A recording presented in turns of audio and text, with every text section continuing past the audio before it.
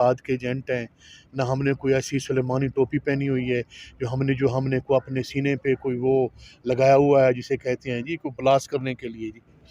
सियासी लोग हैं, शरीफ लोग हैं, आवाम का मैंडेट लेके आए हैं, आवाम की बात करना चाहते हैं। महंगाई है, बेरोज़गारी है, लॉलेसनेस है, आपने हमारा मैंडेट छीना है, आपने जो है वो बेगुनाह लोगों के खिलाफ झूठे पर्चे दिए हैं। फस्तायत और जुल्म और जबर का निज़ाम ये कब ख़त्म होगा? तो उसके लिए अगर हम आवाज़ बुलंद करना चाहते हैं तो ये लोग जो है सीख पा हो जाते हैं, उनमें गोलियां मारने पे उतर रहे हैं और खून लेने पे उतर रहे हैं। कातिल रूप का उन्होंने रूप धार लिया है। पहले आपको पता है इनका जो ट्रैक रिकॉर्ड है माजी का, इन्होंने सुप्रीम कोर्ट पे चढ़ दौड़े थे, सुप्रीम कोर्ट पे तय कर दिया था। नसीम हसन गालिबन क्या शाह साहब थे, वो जो सिंध के जो चीफ जस्टिस साहब थे जी, इन्होंने उस पर हमला कर दिया था। देखें जी, बाकी पार्टीज आती हैं वो डी चौक में बैठ सकती हैं, उनके लिए कोई ममानियत नहीं है। पाकिस्तान तहरीक इंसाफ के लिए ममानियत है। और ये मैं समझता हूँ कि जो इलेक्शंस हुए सबसे बड़ी मकबूल तरीन जमात है। पाकिस्तान की 90% लोगों की हिमायत याफ्ता पाकिस्तान तहरीक इंसाफ है। किसी को किसी शक में नहीं पड़ना चाहिए। अवाम ने अपने वोट की ताकत से ये बात साबित कर दी है अल्हम्दुलिल्लाह। और अगर अब भी किसी को कोई शक है तो आए मैदान लगाते हैं, वहाँ के पास जाते हैं। आए आप मेरे मीडिया वाले भाई हैं, मैं भी साथ चलता हूँ और किसी नून लीग वालों को भी साथ ले। उनसे अवाम क्या सलूक करती है? उनकी जान बचानी मुश्किल हो जाएगी। गिरबान भी लोग उनके फाड़ लेंगे, तो गंदे अंडे मारेंगे, टमाटर मारेंगे। इतने अवाम नाराज़ है। कहाँ से कहाँ महंगाई चली गई, कहाँ से कहाँ बिजली की प्राइसेस है, कहाँ से कहाँ गैस की प्राइसेस है, कहाँ लोगों का जीना दोबारा उन्होंने कर दिया है। लोग सच्ची सी बात है उनको लाले पड़े हुए हैं, खाने को कुछ नहीं। तो मैं समझता हूँ कि ये मुज़ाकरात जो है हुकूमत को ये स्टैंड लेना चाहिए, हुकूमत को ये करना चाहिए। हुकूमत की तरफ से पॉजिटिव रिस्पांस आया है। स्पीकर अयाज सादिक साहब ने भी कहा है कि हमारे दरवाजे खुले, कभी भी जब भी आपका दिल करे आप आ सकते हैं। नहीं, स्पीकर साहब जो है वो तो कस्टोडियन है ना पार्लियामेंट का जी, वो तो किसी पार्टी का अहदेदार थोड़ा ही है। तो मेरा स्पीकर भी है, नून लीग वाला का है, पीपल्स पार्टी का भी है, JUI का भी है। तो है ना सर। लेकिन जो तमाम लोग जो हैं जी, वो जो पार्लियामान में जिनकी रिप्रेजेंटेटिव तमाम का स्पीकर है जी, वो कस्टोडियन है। स्पीकर साहब का अच्छा जेस्चर है, मैं उनको सराहता हूँ, मैं उनको वेलकम कहता हूँ कि स्पीकर साहब अगर ब्रिज के किरदार करना चाहते हैं और तमाम पॉलिटिकल पार्टीज़ को बिठा के को किरदार अदा करना चाहते हैं तो ये हौसला अफजा है, हम इसको खुशायंद कहते हैं। लेकिन हमेशा इनिशिएटिव जो है वो हुकूमतें लेती हैं जी। तो खान साहब ने मुज़ाकराती कमेटी बना दी है जी। वो मुज़ाकराती कमेटी में हम जो है हमने 7 रुकनी मुज़ाकराती कमेटी बना दी है। खान ने उसको फुल टास्क दे दिया है, पूरा मैंडेट दे दिया है। उमर अयूब खान को उसका सरबराह बना दिया, लीडर ऑफ द अपोजिशन भी है। वो जिस लेवल पे, जिस बुनियाद के, जिस एजेंडे के साथ चाहे मुज़ाकरात कर सकते हैं। पीटीआई में कोई इख्तलाफात है मुज़ाकरात के हवाले से? कोई तकसीम तो नहीं है पीटीआई के अंदर? नहीं, PTI में कोई इख्तलाफ नहीं है। इतनी बड़ी पार्टी में ओपिनियन जो हैं, राय जो है वो देने में मैं समझता हूँ कि कोई दो राय नहीं है।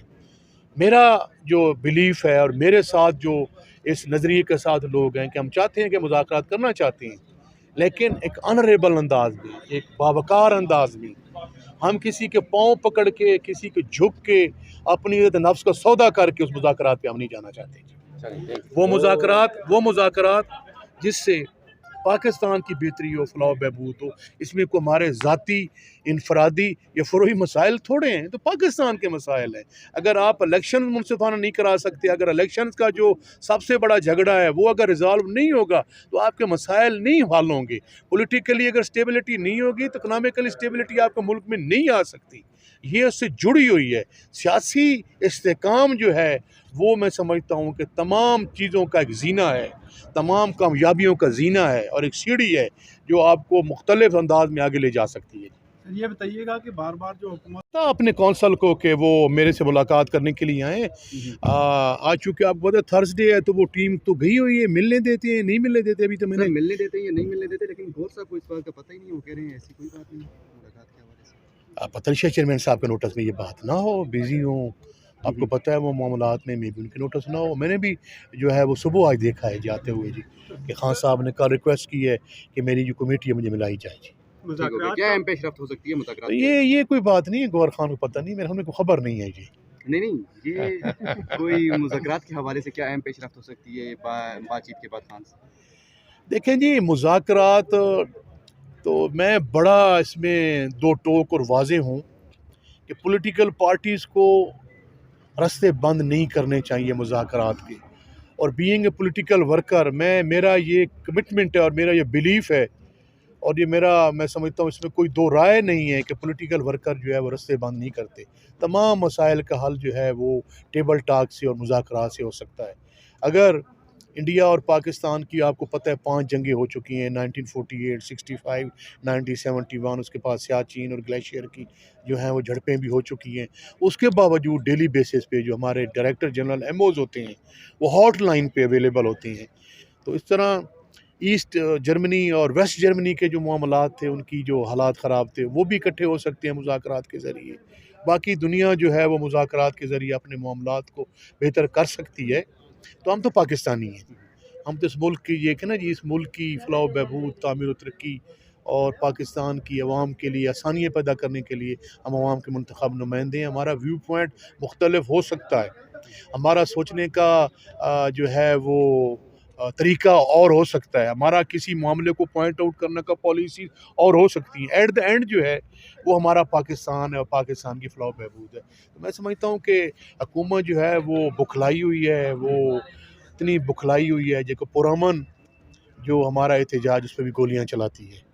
ना हम कलाशल को बरदार हैं, ना हम मिलिटेंट हैं, ना राह के एजेंट हैं, ना हमको मोसाद के एजेंट हैं, ना हमने कोई ऐसी सुलेमानी टोपी पहनी हुई है जो हमने को अपने सीने पे कोई वो लगाया हुआ है जिसे कहते हैं जी को ब्लास्ट करने के लिए। जी सियासी लोग हैं, शरीफ लोग हैं, अवाम का मैंडेट लेके आए हैं, अवाम की बात करना चाहते हैं। महंगाई है, बेरोज़गारी है, लॉलेसनेस है, आपने हमारा मैंडेट छीना है, आपने जो है वो बेगुनाह लोगों के खिलाफ झूठे पर्चे दिए हैं। फस्तायत और जुल्म और जबर का निज़ाम ये कब ख़त्म होगा?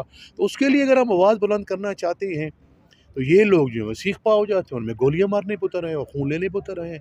कातिल रूप का उन्होंने रूप धार लिया है। पहले आपको पता है इनका जो ट्रैक रिकॉर्ड है माजी का, इन्होंने सुप्रीम कोर्ट पे चढ़ दौड़े थे, सुप्रीम कोर्ट पे तय कर दिया था। नसीम हसन गालिबन क्या शाह साहब थे, वो जो सिंध के जो चीफ जस्टिस साहब थे जी, इन्होंने उस पर हमला कर दिया था। देखें जी, बाकी पार्टीज आती हैं वो डीजे चौक में बैठ सकती हैं, उनके लिए कोई ममानियत नहीं है। पाकिस्तान तहरीक इंसाफ के लिए ममानियत है। और ये मैं समझता हूँ कि जो इलेक्शंस हुए सबसे बड़ी मकबूल तरीन जमात है। पाकिस्तान की 90% लोगों की हिमायत याफ्ता पाकिस्तान तहरीक इंसाफ है। किसी को किसी शक में नहीं पड़ना चाहिए।